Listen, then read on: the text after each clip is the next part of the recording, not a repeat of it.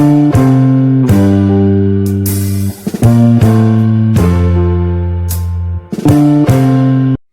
Everyone, আসসালামু আলাইকুম। আজ আমি আপনাদেরকে শাপলা দিয়ে চিংড়ি মাছের রেসিপি শেয়ার করব। অনেক দিন ধরে অনেকের ভিডিওতে দেখেছি তারা শাপলা দিয়ে চিংড়ি মাছ রান্না করে, খুব নাকি মজাও হয়।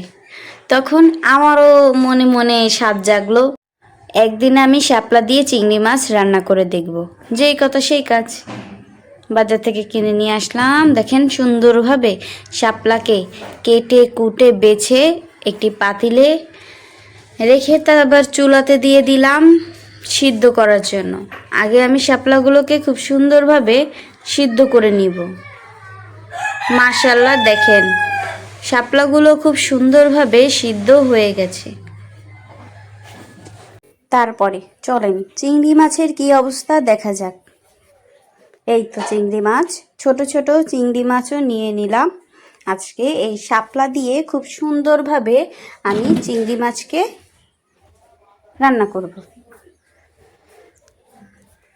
চুলায় তাওয়া বসিয়ে দিলাম, তারপরে তাওয়া গরম হয়ে গেছে তখন তেলও দিয়ে দিলাম। তেল গরম হয়ে গেছে তখন পরিমাণ অনুযায়ী পেঁয়াজ বাটা দিয়ে দিলাম। তারপরে 1 চামচের মতো হলুদের গুঁড়ো দিয়ে দিলাম।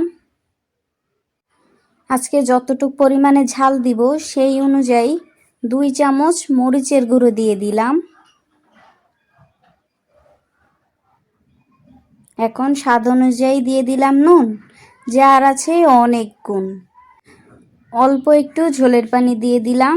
এখন সুন্দরভাবে নাড়াচাড়া করতে করতে মশলাগুলোকে কষিয়ে নিব।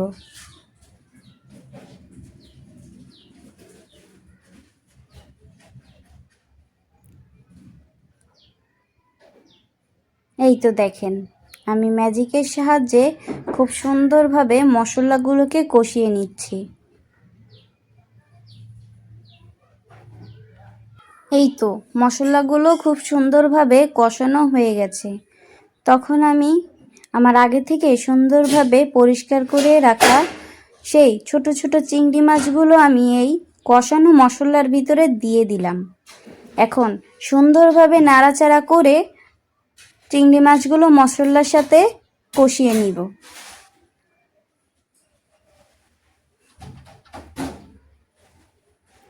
আমি একদম সুন্দর করে চিংড়ি মাছগুলো কষিয়ে নিব।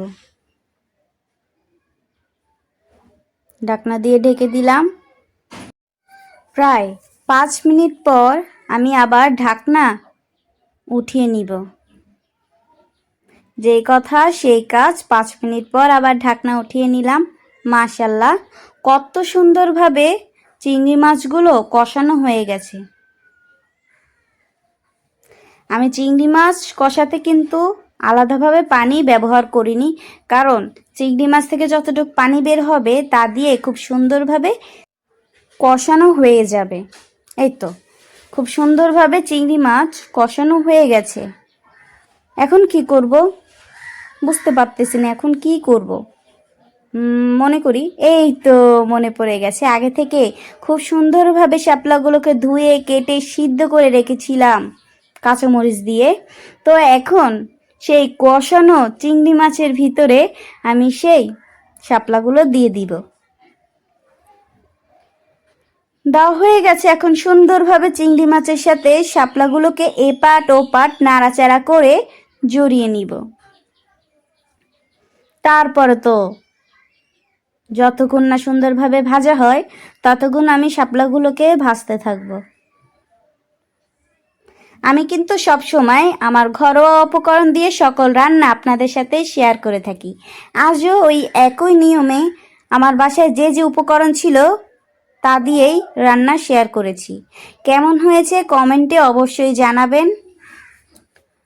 এখন ঢাকনা দিয়ে ঢেকে দিলাম, ভাপে যেন শাপলা চিংড়ি মাছ খুব সুন্দরভাবে পানি ছেড়ে দেয় তাই। এই তো ঢাকনা উঠিয়ে নিলাম, দেখেছেন কত পানি ছেড়ে দিয়েছে শাপলা থেকে। এখন খুব সুন্দরভাবে এপাট ওপাট নাড়াচাড়া করতে করতে আমি শাপলা চিংড়ি মাছ খুব ঝুরঝুরো করে ভাজি করে ফেলবো। শাপলা থেকে যতটুকু পানি বের হওয়ার তা তো বের হয়ে গেছে, এখন আর পানি বের হবে না। এখন আমাকে সুন্দরভাবে নাড়াচাড়া করতে করতে শাপলাগুলোকে ভাজি করে নিতে হবে। আচ্ছা, একটা কথা, আজ আমার শাপলা ভাজিটা কেমন হয়েছে কমেন্টে কিন্তু অবশ্যই জানাবেন, আপনারা জানাতে কিন্তু ভুল করবেন না। এই তো শাপলা চিংড়ি মাছ খুব সুন্দরভাবে রান্না হয়ে গেছে। এখন একটি বাটিতে পরিবেশন করে নিচ্ছি আপনাদেরকে দেখানোর জন্য যে কেমন কালার হয়েছে আজ আমার শাপলা চিংড়ি মাছের।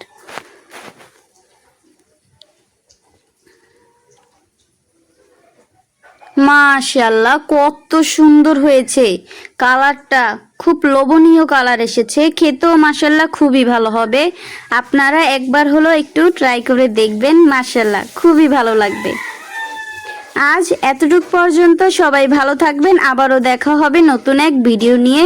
আসসালামু আলাইকুম, আল্লাহ হাফেজ।